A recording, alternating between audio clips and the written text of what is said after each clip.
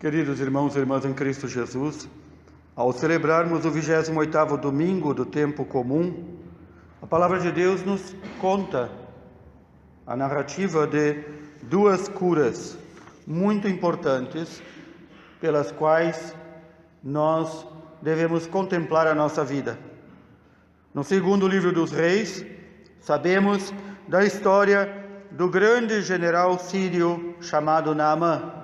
Na época, a Síria era a maior potência do mundo, que conquistava terras e povos. E Naamã era o homem mais importante, depois do rei.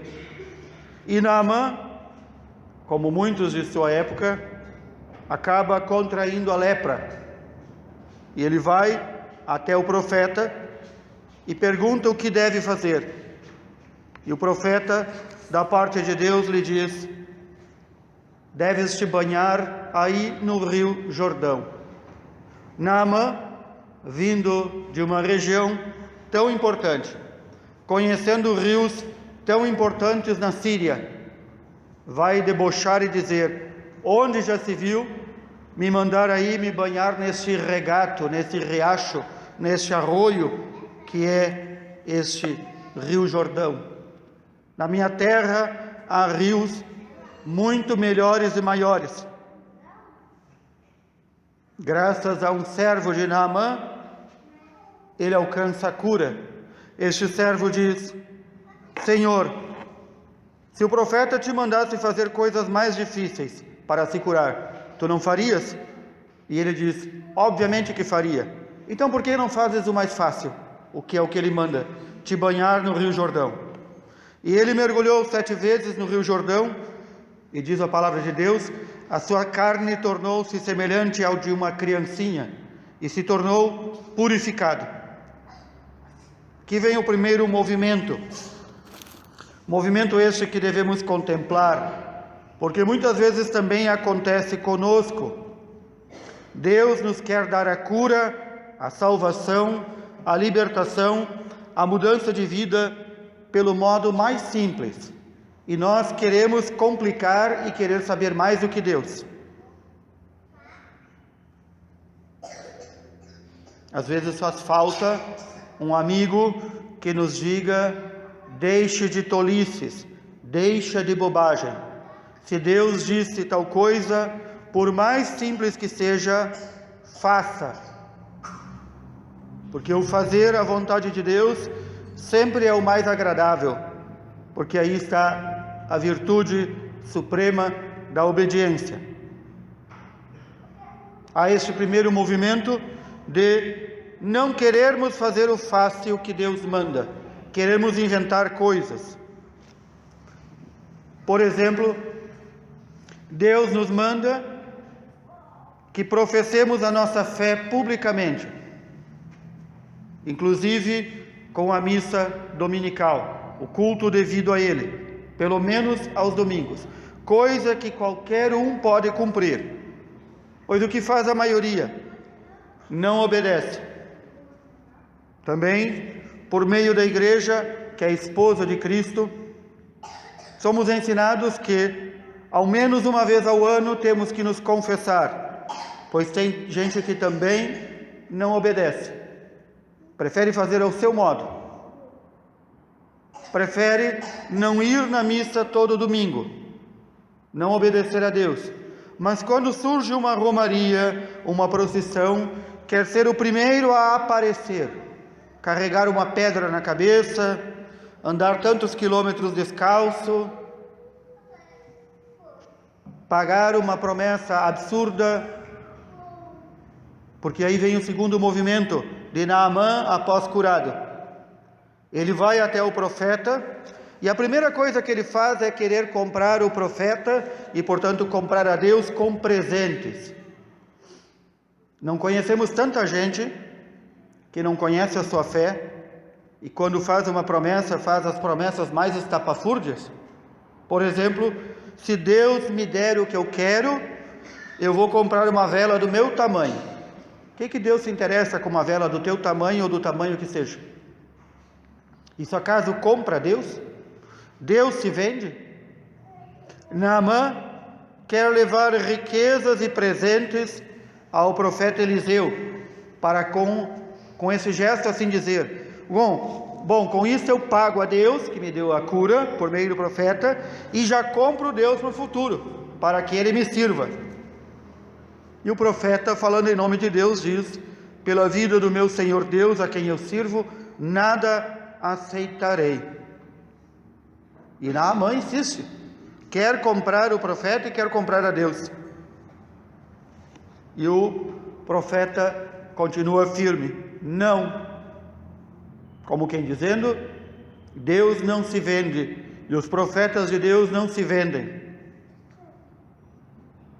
Ao fim, há como que esta conversão de Naamã, não só curado da lepra, mas curado também desta lepra do orgulho e da mania de querer negociar com Deus. Ele leva um pouco de terra, daquela terra santa, para o seu país, para, a partir de agora, reconhecer apenas o Deus de Israel como o verdadeiro e único Deus.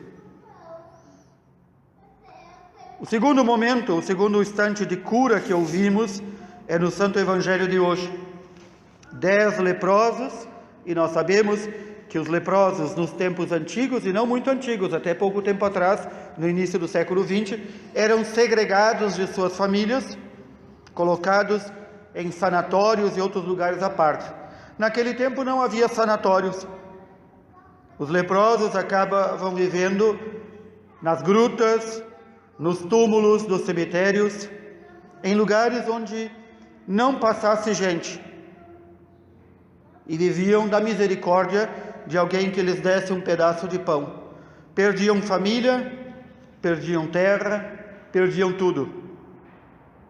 E quando estivessem curados, se recebessem a cura, deveriam se apresentar aos sacerdotes do templo, para que os sacerdotes os examinassem e dissessem: pode voltar ou não para a tua casa. E estes 10 leprosos, na região entre Samaria e Galileia, vão ao encontro de Cristo. Mas eles param à distância, porque sabem que não podem se aproximar. E gritam: Jesus, mestre, tem compaixão de nós. Jesus não diz: vou curá-los agora, ou vou curá-los depois, ou não vou curá-los. Simplesmente Jesus manda cumprir a lei: ide apresentar-vos aos sacerdotes. E eles foram, mas no caminho ficaram curados. Porém, daqueles 10, apenas um voltou glorificando a Deus e reconhecendo a divindade de Jesus. Quem foi este único? Um estrangeiro. Nenhum dos outros que era da terra de Israel veio agradecer. Apenas este samaritano, que não pertencia ao povo judeu e que era desprezado por eles. Aqui Jesus está louvando a fé deste estrangeiro, de modo que, para Cristo, completando assim as profecias do Antigo Testamento, que dizem: os pagãos dão glória a Deus pelas obras que vêm. Muitas vezes, queridos irmãos e irmãs, são os pagãos, é duro ouvir isso, são os pagãos que dão maior glória a Deus do que nós. Nós que conhecemos, convivemos, nos alimentamos do Senhor, nós somos os orgulhosos, que não aceitamos aqueles princípios e aquelas regras simples que o Senhor nos dá. Nós somos os rebeldes, nós somos os ingratos, que não glorificamos a Deus. Muitas vezes são os pagãos que dão glória a Deus. Isso nos deveria levar a ter vergonha, e da vergonha não ficar apenas na vergonha, mas mudar de vida, nos convertermos. É por isso que nesta segunda carta de São Paulo a Timóteo, somos confrontados com este pequeno e grande ensinamento de São Paulo. Se com Cristo nós morremos, com Ele viveremos.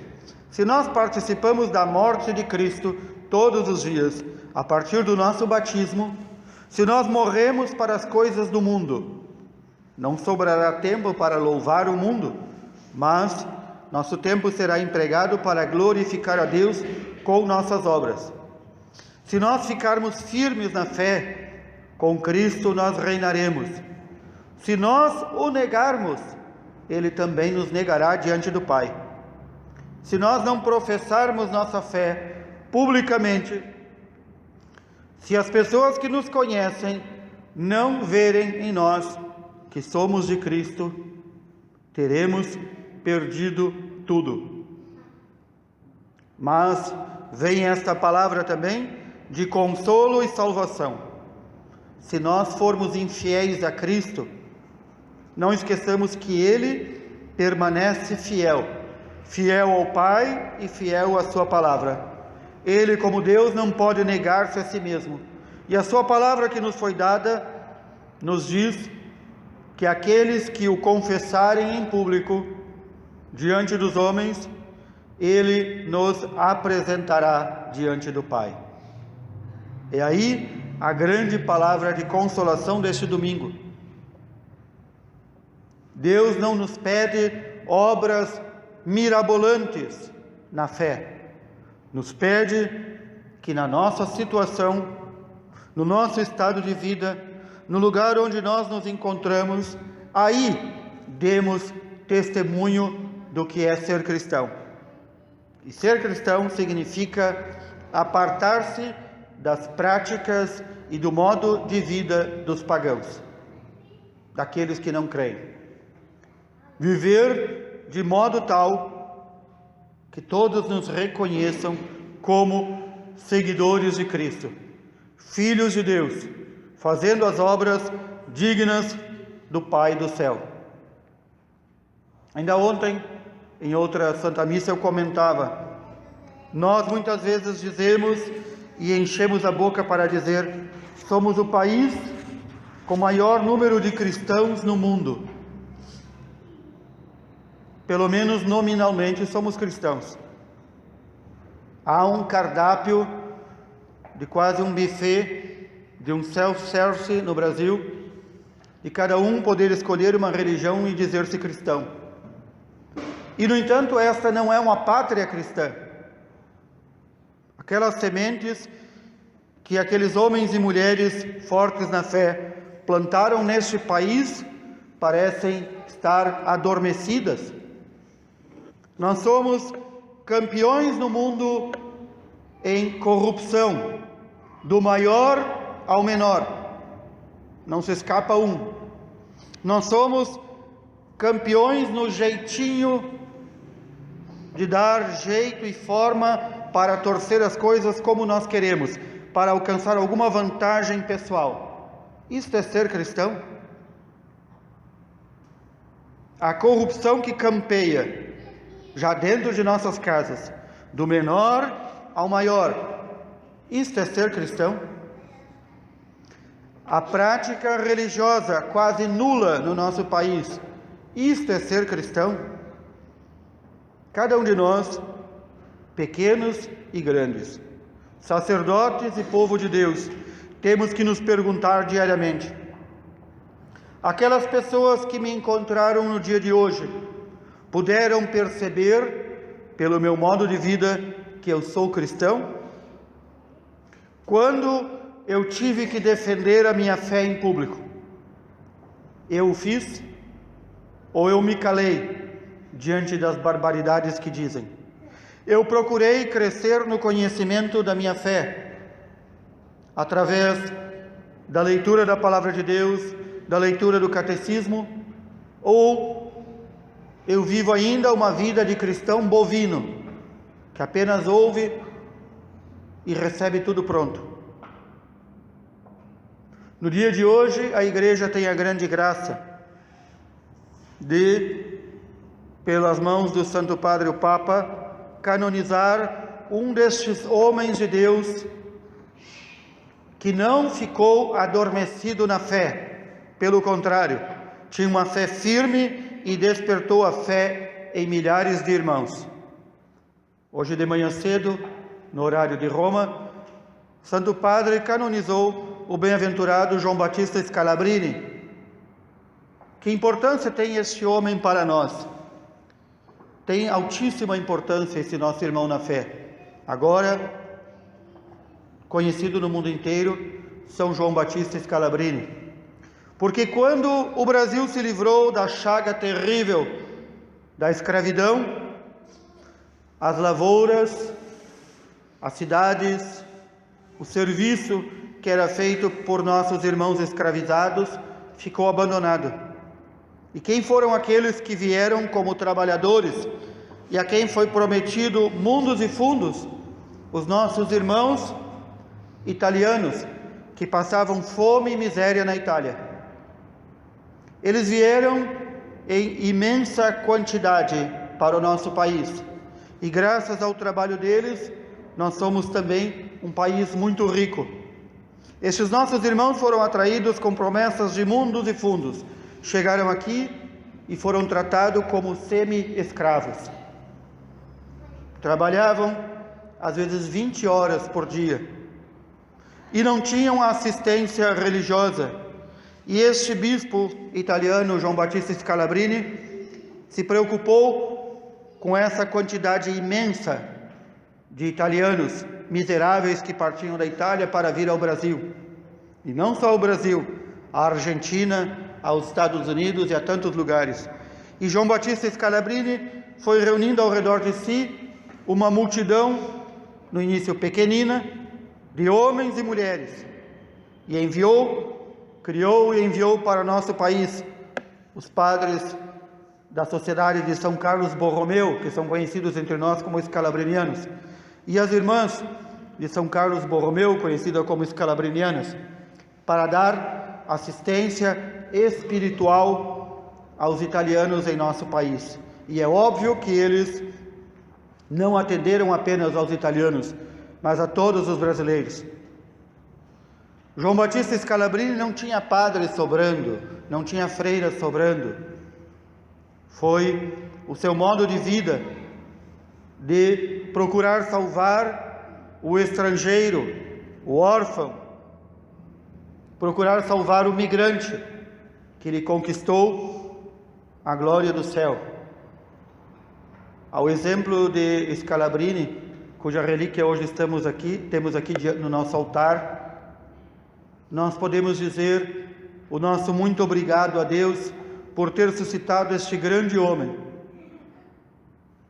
Ele não deixou suas funções de bispo, teve inúmeros problemas e dificuldades na Itália e acompanhou, por meio da oração e do envio de missionários e missionárias, toda esta geração após o fim da escravidão no Brasil, e seus filhos e filhas escalabrinianos e escalabrinianas continuam ainda em nosso país e em muitos outros países, defendendo os órfãos, as viúvas, os estrangeiros e os migrantes. É dia de louvor a Deus da nossa parte. Também nós devemos agradecer, para que o Senhor não possa dizer de nós, são ingratos. Também é motivo de agradecer, que nós façamos como aquele único leproso que foi curado. Voltemos ao Senhor diariamente e agradeçamos a sua presença entre nós e na nossa vida por meio destes pequenos gestos, como da vida de São João Batista Scalabrini e de tantos homens e mulheres que deram a vida por nós e doaram o dom da fé e nos transmitiram este grande dom da fé.